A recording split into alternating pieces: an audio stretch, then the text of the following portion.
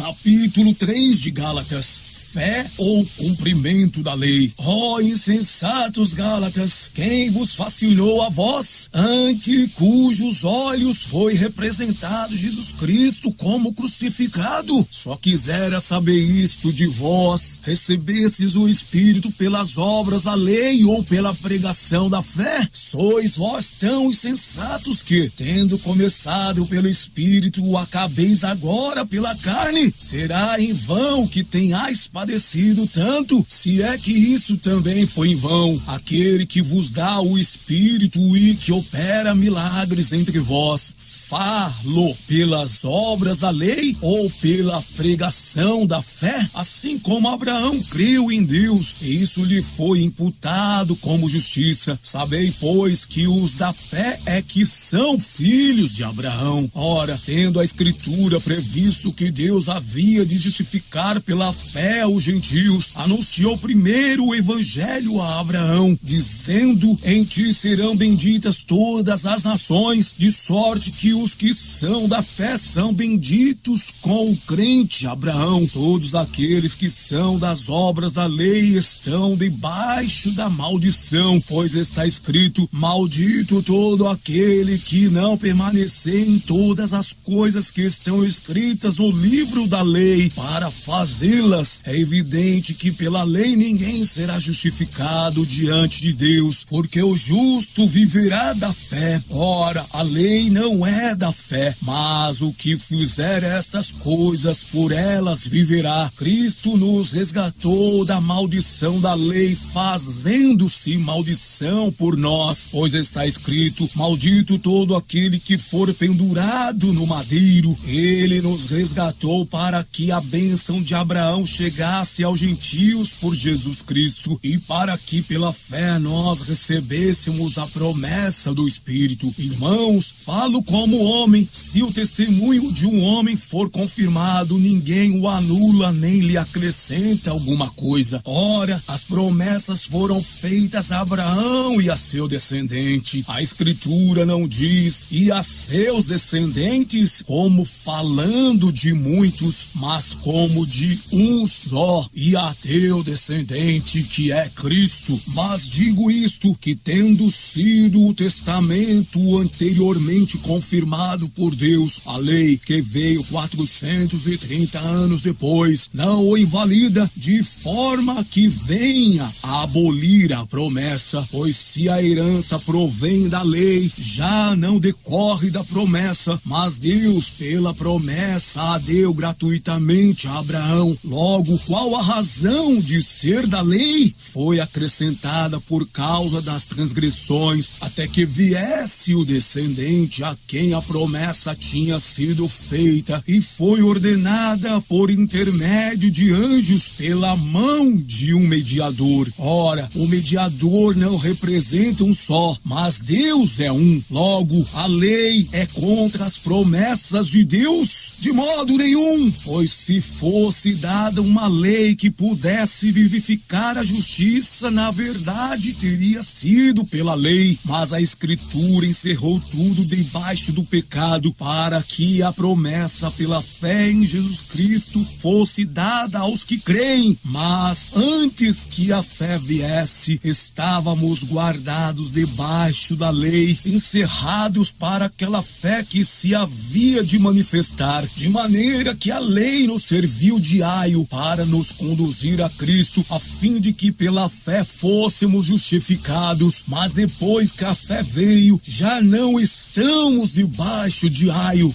Filhos de Deus, todos vós sois filhos de Deus pela fé em Cristo Jesus, pois todos vós que fostes batizados em Cristo, vos revestistes de Cristo. Desta forma não há judeu nem grego, não há servo nem livre, não há macho nem fêmea, pois todos vós sois um em Cristo Jesus. E se sois de Cristo, então sois descendentes de Abraão e herdeiros conforme a promessa.